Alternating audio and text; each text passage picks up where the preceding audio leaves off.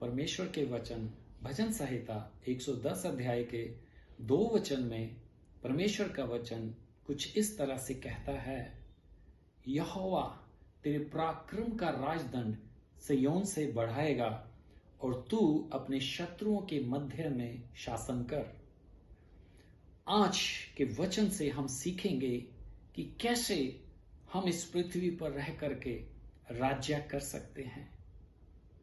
Hello friends, मेरा नाम प्रदीप तेजी है और फिरोजपुर पंजाब में रह करके मैं उस जीवते खुदा की खिदमत करता हूं और खुदा का धन्यवाद करता हूं कि खुदा ने आज फिर मुझे ये अवसर दिया कि परमेश्वर के सुंदर वचनों को लेकर के आपके साथ मैं बांट सकूं, ताकि आप लोग अपने जीवन के मकसद को सीख सके और इन वचनों से आशीषित होकर के आप अपने जीवन में आगे बढ़ सकें। याद रखिएगा, आज के वचन को सुनने के बाद आप ना केवल आशीषित होंगे बल्कि आपको आगे बढ़ने का जुनून और जज्बा भी मिल जाएगा।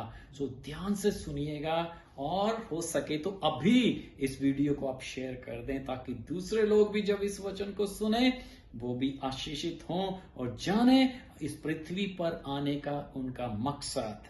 तो दोस्तों, परमेश्वर के वचन में जैसा कि मैंने अभी बताया था, भजन संहिता 110 उसके 2 वचन में जो लिखा गया था कि यहोवा तेरे पराक्रम का राजदंड। देखिए, पहले ये शब्द हम समझ लें। पराक्रम का मतलब होता है सामर्थ, राजदंड का मतलब होता है एक रॉड या एक ऐसा स्टिक होती है जिसे राजा लोग अपने हाथ में पकड़ते थे, एक स्टाफ के जैसे, उसे हम राजदंड बोलते हैं। यानी कि जो राजा लोग जिस लाठी को पकड़ते थे उसे राजदंड बोलते हैं। तो यहां पर है तेरे पराक्रम का, यानी कि तेरी सामर्थ का। इसका मतलब तू सामर्थ का राजदंड लेकर के, आगे के वचन में दूसरी लाइन में 2 अध्याय में क्या लिखा था, अपने शत्रुओं के बीच में शासन कर, यानी कि राज्य कर। जी हां, सामर्थ का राजदंड लेकर के मुझको और आपको क्या करना है, अपने शत्रुओं के बीच में राज्य करना है। हेलो फ्रेंड्स, मैं आपको बताना चाहता हूं, जी हां, कि हम इस पृथ्वी के ऊपर राज्य करने के लिए आए हैं। यानी कि you are born to reign. आप पैदा इसलिए हुए हैं कि आप शासन करें, आप राज्य करें। मालूम है क्यों? क्योंकि आप राजाओं के राजा की संतान हैं। विश्वास नहीं हो रहा ना? बाइबल में से बताता हूं कुछ ऐसे उदाहरण जिन्होंने अपने जीवन में कभी नहीं सोचा था कि वो एक दिन बहुत बड़े पद पर जाएंगे, बहुत तरक्की करेंगे, बहुत सफलता प्राप्त करेंगे, लेकिन उनके साथ हुआ। और यदि उनके साथ हो सकता है तो विश्वास कीजिए मुझ पर, आपके साथ भी हो सकता है। बाइबल में हम पहली स्टोरी पढ़ते हैं। मैं आपको बताना चाहता हूं, जोसेफ, जिसे हम यूसुफ हिंदी में बोलते हैं, उसने कभी नहीं सोचा था कि वो जीवन में क्या बनेगा या कहां तक पहुंचेगा। वो अपने परिवार का सबसे छोटा बेटा था और उसके सारे भाई उससे घृणा करते थे, उसको पसंद नहीं करते थे, उसे जलन रखते थे। और यहां तक कि उन्होंने एक योजना बना ली यूसुफ को मारने की, किसे मार दिया जाए। लेकिन उनमें से एक भाई था जिसके हृदय में परमेश्वर ने डाला और उसने बोला कि इसे मारकर हम अपने हाथों को खूनी हाथ क्यों बनाएं, सो हम इसे मारे नहीं, हम इसे यूं ही छोड़ देते हैं। तो उन्होंने क्या किया, उसे पकड़ के एक कुएं में, जो कि एक सूखा कुआं था जिसमें कोई जल नहीं था, बहुत गहरा सूखा कुआं था, उसमें मरने के लिए उसको छोड़ दिया। उसका लहू नहीं बहाया ताकि अपने आप वो मर जाए वहां पे।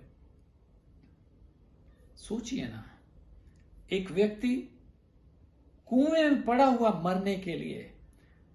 यही आज यहां से बहुत कुछ हमें सीखने के लिए मिलेगा दोस्तों। वो व्यक्ति, वो यूसुफ वहां पे है, लेकिन मैं आपको बताना चाहता हूं, वो कुआं, वो सूखा कुआं, वो गहरा कुआं यूसुफ की मंजिल नहीं थी। वो पैदा ही शासन करने के लिए हुआ था।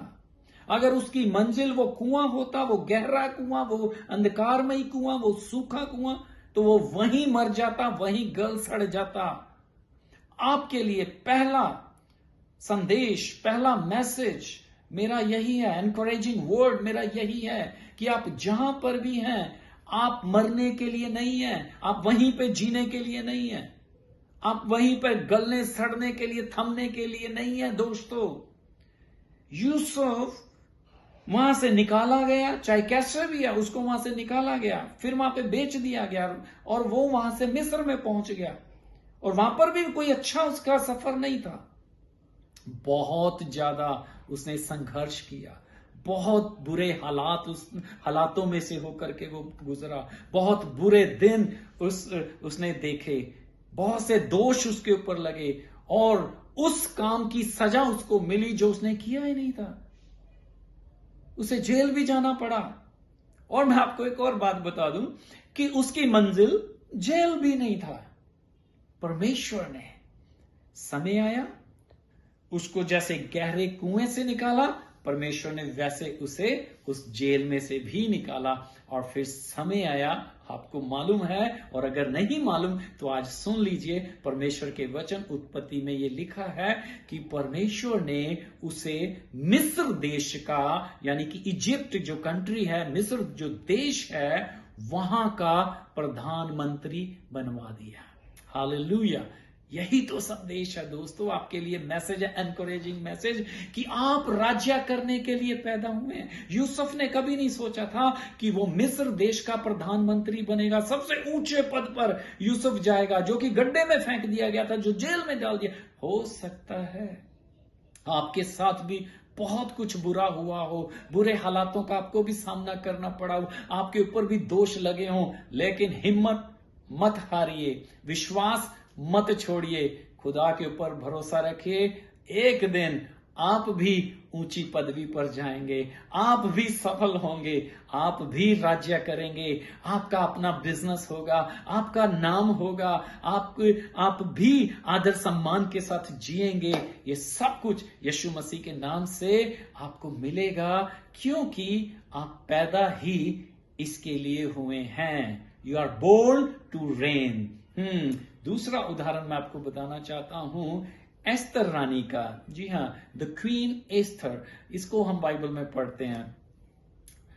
वो एक गुलाम लड़की थी, यहूदी गुलाम लड़की, जो कि जिसने कभी जीवन में नहीं सोचा था, ना उसके परिवार ने, ना उसने, क्योंकि जो बाबुल के लोग थे वो उसे बंदी बनाकर लेकर के आए थे, और वहां पर वो एक गुलाम, एक स्लेव गर्ल बन के रह रही थी।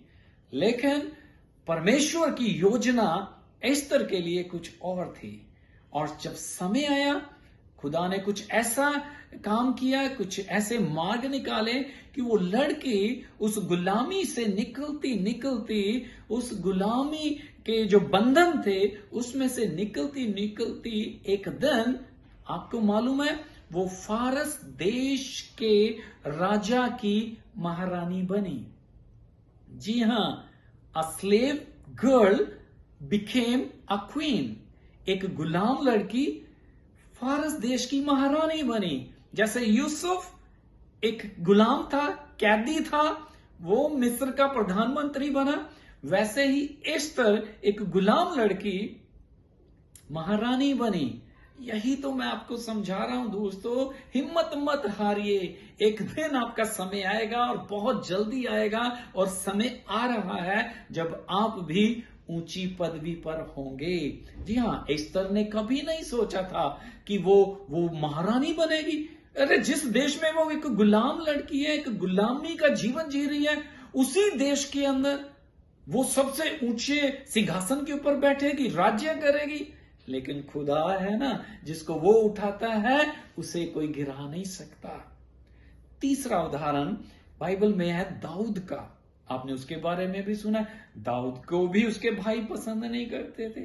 सभी भाई उसके बहुत पढ़े लिखे और बहुत बड़े ऑफिसर थे आर्मी में, इजराइल देश की आर्मी के अंदर, जबकि दाऊद को कोई पूछता भी नहीं था, और उसे छोड़ दिया गया। मालूम है कहां पर? जंगलों में भेड़ बकरियां चराने के लिए। यानी कि जो दाऊद था वो भेड़ बकरियों को चराने वाला एक आम सा चरवाहा था, अ शेपर्ड बॉय। ठीक है जी।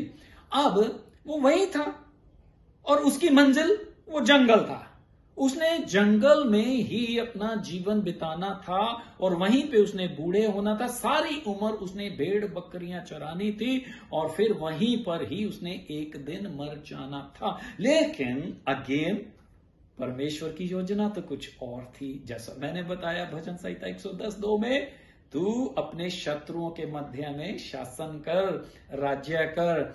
जी हां दोस्तों, आप सब इस स्टोरी को जानते हैं कि कैसे परमेश्वर ने उसे जंगल में से बुलाया, भेड़ बकरियों को छोड़कर बुलाया और कहां पर?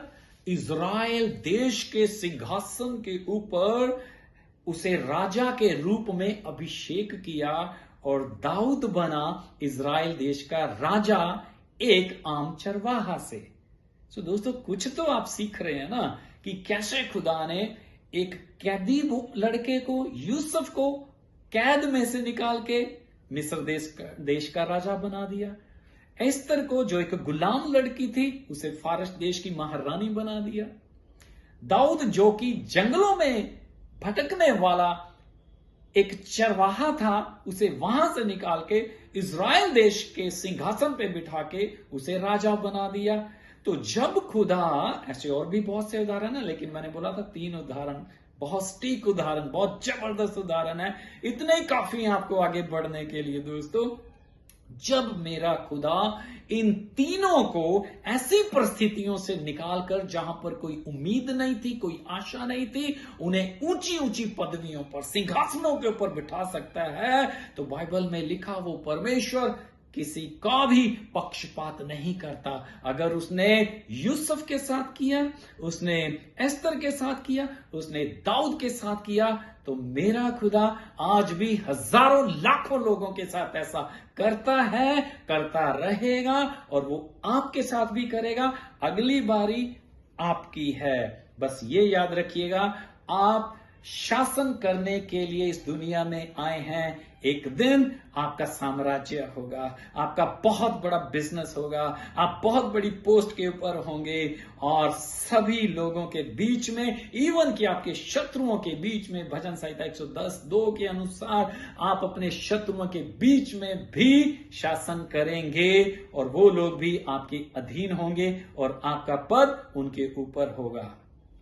मैं विश्वास करता हूं कि आपने बहुत आशीष पा ली है। सो हिम्मत मत हारिए, विश्वास कमजोर मत होने दीजिए। आपका समय बहुत जल्दी आ रहा है।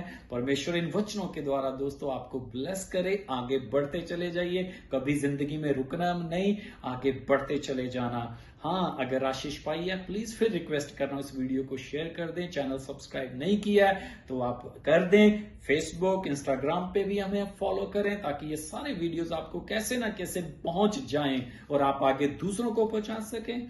और अगेन, अगर परमेश्वर की सेवकाई में आप अपना बीज बोना चाहते हैं, आप आशीषित हुए हैं इसलिए आप अपना बीज बोना चाहते हैं ताकि हम इस सेवकाई को और आगे बढ़ा सकें, तो दोस्तों हमारे इस QR कोड को आप स्कैन कर सकते हैं, आप अपने बीज को बीज सकते हैं। हम आपके लिए दुआ करेंगे। परमेश्वर आपको बहुत ज्यादा ब्लेस करे। बाय द टाइम आप अपना ख्याल रखिएगा। बहुत जल्दी हम फिर आपके लिए अच्छे वचन लेकर के हाजिर होंगे। God bless you.